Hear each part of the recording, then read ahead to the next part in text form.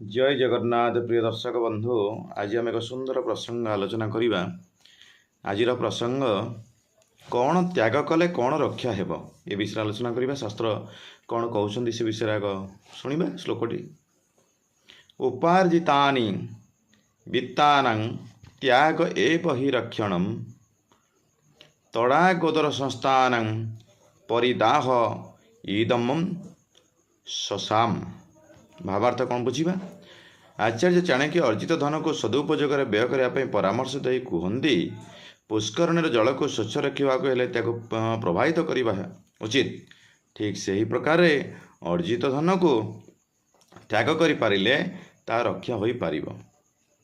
कौन सी पोखरी रे पानी को परिष्कार रखा हेले ताहार पानी जेपरी बही जा उचित, कारण पानी बहीगले ता खराब हो न थाए। सेहीपरि भाव में धन को मध्य त्याग करने उचित।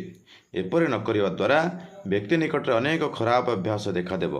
तेणु धन को भल काम लगाइले वास्तव क्षेत्र में ताहा बड़ रक्षा करिहेब। तेणु धन को किसी भल काम व्यय करने उचित। यह शास्त्र सम्मत अटे। व्यय करने द्वारा आपणकर जहाँ धन व्यय होता पुनर्बार भरण हो जाए। यह भगवान सृष्टिर नियम। तेणु आमे जहाँ अर्जन करवा जहाँ रोजगार करवा तादर किसी मात्रा भगवान कार्य हित कार्य समस्त कल्याण उद्देश्य खर्च करने उचित। यह शास्त्र सम्मत मानले समस्त मंगल होता है।